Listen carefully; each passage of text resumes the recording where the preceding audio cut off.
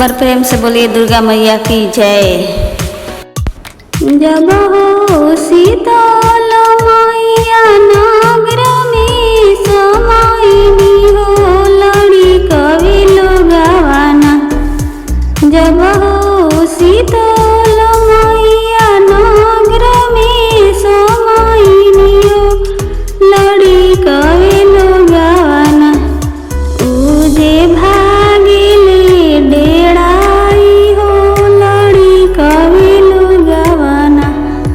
उजे भागिले डेड़ाई हो लड़ी कवि लोगावाना।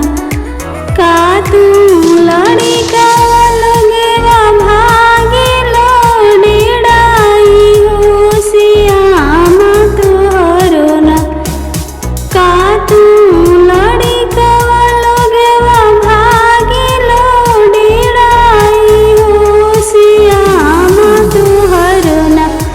मई के आरती उतरी हो सियामा तोहरो ना।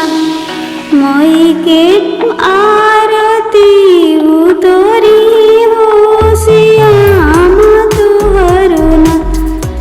जब हो जगदम्बा मैया नगर में समाइनी हो लड़ी कवि लोगावाना। जब हो जगदम्बा मैया नगर में समाइनी हो लड़ी कवि लोगावाना। उजे भागिले डेराई हो लड़ी कवि लोगावाना। का तू लड़ी कवि लोगवा भागिलो डेड़ाई हो सियामा तोहरो ना। का तू लड़ी कवि लोगवा भागिलो डेड़ाई हो सियामा तोहरो ना। मई के पनिया पियोई हो सियामा तोहरो ना। मई के पनिया पियोई हो सियामा तोहरो ना।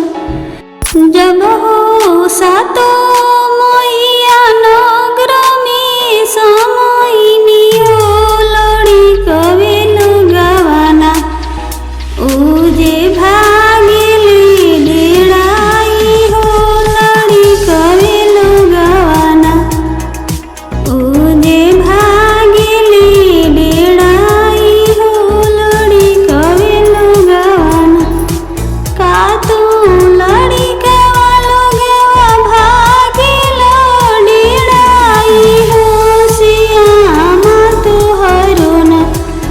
का तू लड़ी कवि लोगवा भागिलो डेड़ाई हो सियामा तोहरो ना।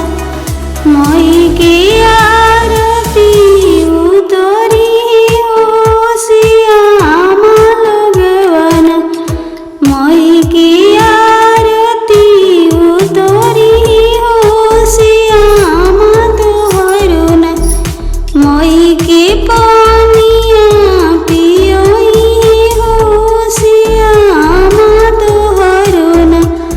मई के चरण पखरी हो सियामा तोहरो ना।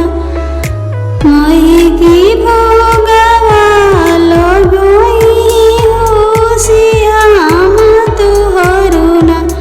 मई की भोगवा लगोई हो सियामा तोहरो ना। थैंक यू दोस्तों, इस वीडियो पर बने रहने के लिए। वीडियो अच्छी लगी तो वीडियो को लाइक, और आप भी माता जी का भक्त है तो चैनल को सब्सक्राइब जरूर करें। एक बार प्रेम से बोले दुर्गा मैया की जय।